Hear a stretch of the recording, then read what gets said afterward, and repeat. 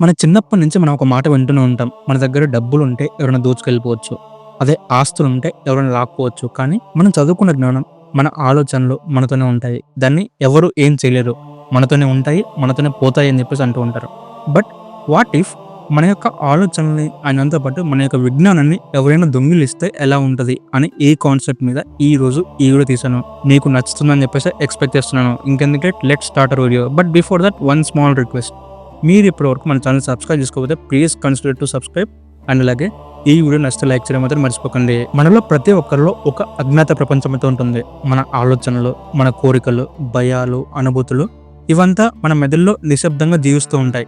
కానీ ఒకరోజు ఆ ఆలోచన లోపలికి ఎవరైనా చొచ్చుకెళ్తే మన జ్ఞాపకాలు, మన భావనలు ఎవరికైనా అందుబాటులోకి వచ్చేస్తే ఇప్పటివరకు మనం ఒకటే అనుకున్నాం, మన ఆలోచనలు మనవే.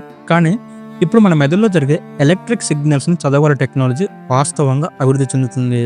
ఇది మొదట సహాయం కోసం తయారైంది, మాట్లాడలేని వాళ్ళకి మాటల రూపంలో ఆలోచనలు బయట పెట్టడానికి. కానీ అదే టెక్నాలజీ మన స్వేచ్ఛని హరించగలదు కూడా. ఈ టెక్నాలజీ మనకి పూర్తిగా అభివృద్ధిలోకి రాలేదు, కానీ భవిష్యత్తులో పూర్తిగా అభివృద్ధిలోకి వచ్చే ఛాన్స్ ఉంది. ఆ టెక్నాలజీ వస్తే మన బ్రెయిన్ లో ఉన్న మెమోరీస్ అండ్ మన జ్ఞానాన్ని దొంగిలించగలరు కూడా. ఈ ఊహా సంఘటనకి ఆధారంగా పెట్టిన పేరే న్యూరో హ్యాకింగ్ అని చెప్పేసి అంటూ ఉంటారు. అంటే మన నార్మల్గా కంప్యూటర్ హ్యాకింగ్ ఎలా అయితే ఉంటుందో అండ్ దాంతోపాటు మన బ్రెయిన్లో కూడా ఉన్న వ్యూస్ని డిటెక్ట్ చేసేసి వాటిని హ్యాక్ చేయడం అనమాట. దీన్ని న్యూరో హ్యాకింగ్ అని చెప్పేసి అంటూ ఉంటారు. ఇది కేవలం డేటా దొంగతనం మాత్రమే కాదు, ఇది మన అంతరంగానికి జరిగిన దాడి.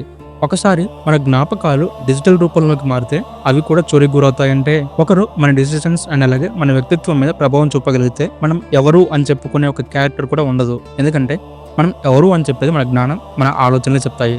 బట్ వాటిని కూడా ఇక్కడ దొంగిలిస్తే మనం ఎవరు అని చెప్పేసి కూడా ఒక ప్రూఫ్ కూడా ఉండదు. ఇలా జరిగితే ఇది శాస్త్ర విజ్ఞానంలో అభివృద్ధి అని చెప్పుకోవాలా, లేక మన మనసుపై జరుగుతున్న మౌన దాడిగా చూడాలా?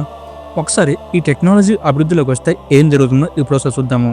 First thing, communication without speaking. అంటే ఒక మనిషి మాట్లాడలేకపోయినా, తన నోరు తలబడుతున్నా, ఎముకలు కదలలేకపోయినా కానీ అతని ఆలోచనలతో టైప్ చేయగలడు.